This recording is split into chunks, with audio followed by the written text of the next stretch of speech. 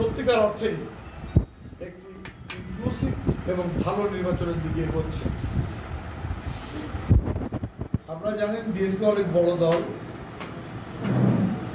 সেই দলের আমি 2018 সালে যেহেতু প্রার্থী ছিলাম, এখন পর্যন্ত আমাদের ওভাবেই আমরা আছি। তারপরেও আমি বলবো, দল যতক্ষণ ডিক্লেয়ার না করছে ততক্ষণ পর্যন্ত আমি গতবারের প্রার্থী হিসাবে স্বীকৃত।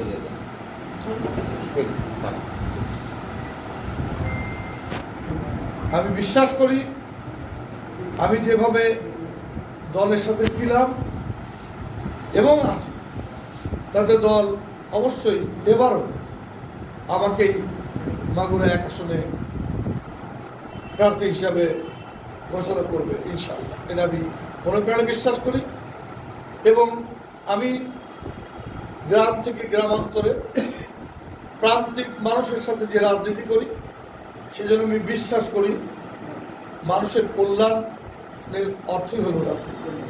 আমি যদি মানুষের কল্যাণ না করতে পারি, রাজনীতি করে কোনো লাভ নেই। আমার ওই বিশ্বাস থেকেই আমি মানুষের কল্যাণে কিছু করতে চাই, সেটার জন্যই বেসিক্যালি আমার রাজনীতিতে আসা, এবং সেটার জন্য দরকার হচ্ছে একটু সরকারি ক্ষমতা।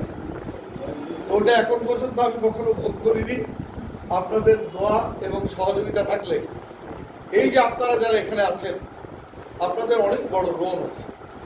এই জন্যই আমি আল্লাহর নামে এবং বিসমিল্লাহ বলতে গেলে আপনাদের সাথে আলোচনা করে চিন্তা করলাম যে আমার কর্মকাণ্ড শুরু করি। যদিও আমি কর্মকাণ্ডের মধ্যেই আছি, তবুও কিছুটা অনানুষ্ঠানিকভাবে অথচ আনুষ্ঠানিক এমন করে আপনাদের কাছে বলা। আমার বিশ্বাস আপনারা আমার পাশে থাকবেন।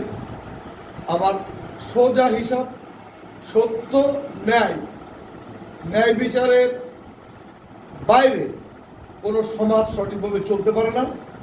আমি যেমন ওটা বিশ্বাস করি, প্র্যাকটিসও করি।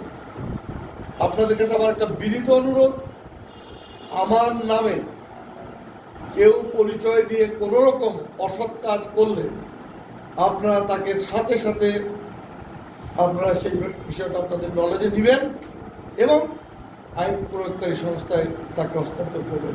এটা আমি আপনাদের কাছে দাবি করব। কারণ আমি ব্যক্তিগতভাবে জীবনে কখনোই কোনো অন্যায়ের সাথে আপোষ করি না, কখনোই, এবং সেটা সবাই জানে, এবং এই প্র্যাকটিসটা আমি রাখতে চাই। আমাকে অনেক সময় অনেকে বলে যে ভাই আপনি এমন করে বললে ভোট কমে যাবে, যে আমার ওই ভোটের দরকারই নেই, ওর থেকে আমার আরো 5 গুণ ভোট বেড়ে যাবে, যারা দেখবে যে না উনি সঠিক এবং ন্যায় কাজের মধ্যে আছে।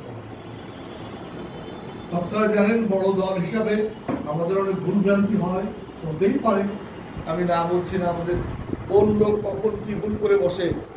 সেই জন্য আমাদের পর্যায়ক্রমে আমরা কিন্তু যখনই কোনো কিছু আমাদের নলেজ আসে, আমরা সাথে সাথে সে ব্যাপারে আমাদের সাংগঠনিক ব্যবস্থা নিয়ে থাকি।